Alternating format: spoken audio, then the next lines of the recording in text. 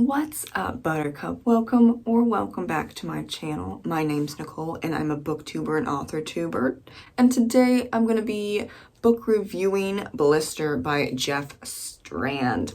I gave this book 4 stars and enjoyed this black comedy horror a lot.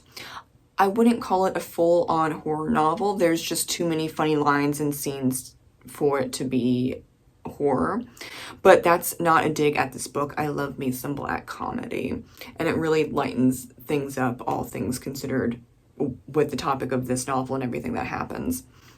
So before jumping in, let's just give a brief blurb. We're in the 1980s and we follow Jason Trey, a successful cartoonist banished by his agent to a cabin for a few days of rest and relaxation after a self-made scandal, which is actually kind of hilarious. One night, while hanging out with a few locals while he was drunk, he takes them up on their offer to go see Blister, having no idea what they're talking about. Jason is shocked to discover a disfigured 23-year-old woman living in a shed on her father's property. In the morning, he's regretful and goes to apologize to her, and all hell breaks loose from there. It is a pretty short story. It's about 300 pages, and I think that really helps keep the tension up. And this also kind of has a little Romeo and Juliet feel to this, but it's not actually a full-on happy ending. Like, there's some happiness, but it's, you know, it's obviously not a romance. It's a black comedy horror.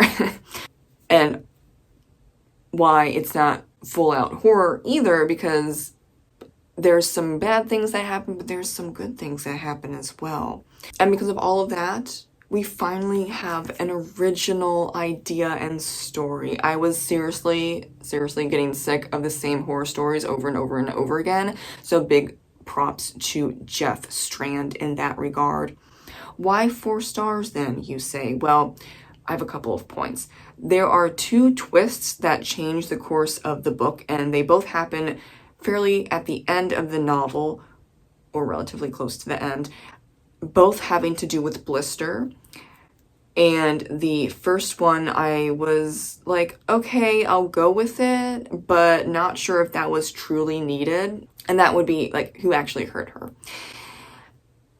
And also, I was not 100% sure why there was this clown obsession. I know a lot of people hate clowns, and there's also, like, a phobia with clowns. And I am not a fan of clowns, but that just felt a little off to me. I didn't see the point about the whole clown, not really a subplot, just a clown situation.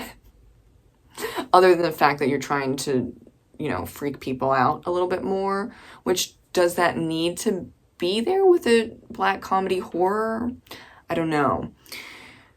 And so then the second part that I was like, I don't know if this really works. Like, I'll accept it, but I don't know if it needed to, like, necessarily go there.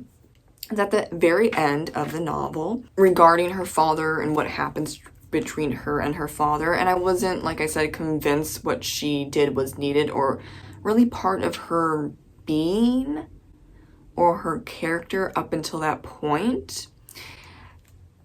So it kind of felt like a bit of a wrench. Now, the third part, which is small, not part of the story, but this is part of selling a product and me as a consumer. I think it needed one more round of edits, not developmental edits or even copy edits. No, it just needed another proofread. There were quite a few typos. The big trend regarding the typos that I found was, for, like, the biggest one was, for example, if you had a character quoting someone else, you then have the 2 normal quotation marks, and then you have the lone apostrophe. The one that is the 2 quotation marks at the end of the sentence, that's next to the apostrophe, the lone apostrophe, those quotation marks were backwards. So it's supposed to be, like, you know, the 2 quotation marks and then the 2 apostrophes. That's normal, but the formatting software that him or like his editor or someone messed it up because the quotation marks are backwards. And I would have ignored that if it happened once or twice or even 3 times. It happened a lot. It happened a lot. Some would say that's a nitpick. I'm not saying that's part of the story, you know, what I was talking about. I'm mentioning this because now we're separated from the story and what I was, you know, saying about those 2 main points. Now we're also talking about the product that I spent money on. It just needed one more proofread. And the kind of the average for typos, at least traditionally published, and I'll just go with that same standard, is that 1 typo every 10,000 words. And okay, then you could say, because I've seen it floated around, 1 typo for every 8,000 words for indie publishers. Or, yeah, indie books. I guess indie publishers, you're the publisher, but you know what I'm saying. So, even then, if we're going down to 8,000 words for 1 typo, it was still too much for me personally. And all of that could have been easily caught with one more proofreading. Typos happen, absolutely. I get a few typos in my books. It's just going to happen. You see typos in traditionally published books. But we need to have as little as possible to keep up the look of professionalism. And then another thing, this has nothing to do with the rating.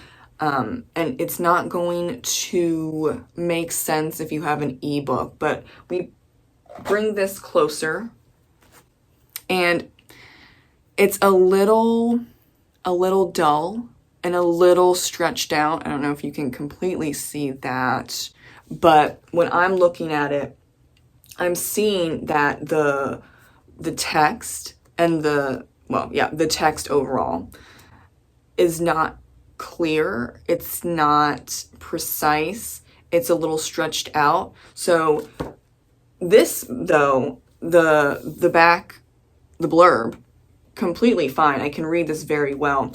But when I'm looking at this, I'm thinking we need to bump it up a little more, just a little more. But that's not the case if you get an ebook. And yeah, as an indie writer who does all my stuff, my own stuff. Well, I don't create the book cover, but I know that this file for an ebook is completely different than a file from what you would call a print-ready PDF wrap. And this is a wrap. So I also want to note that just somewhere in here. It hasn't anything to do with the story. It would not pertain to you if you were reading this as a person that reads e-books. But if I paid it was $12.99 to $14.99, I would want something to be more crisp. Like, for example, I'm just gonna pull out, I'm trying to find a person. Okay, let's go with this one. Even though this is black comedy horror, this is like historical fantasy. You can clearly see the person and the font. It's a little blurry here. So there are some actually quick things that you can do to fix that. The cover artist to fix that. It just needs to not be as stretched out. But all the product talk aside, I definitely recommend this novel because the ideas are original and we love to see it. Rather than a lame urban legend horror novel that also could have been really annoyingly tropey and therefore cliche in my eyes. We got black comedy mixed with horror, mixed with a love story.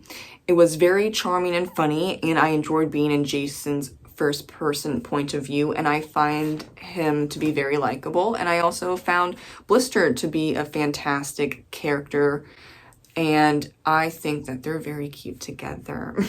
Thank you so much for watching my spoiler-free book review on Blister by Jeff Strand. You can check it out on Amazon and let me know if you've read and enjoyed this self-published black comedy horror novel. And have you read other books by Jeff? I would love to know in the comments. Thank you for watching. Have a great rest of your day.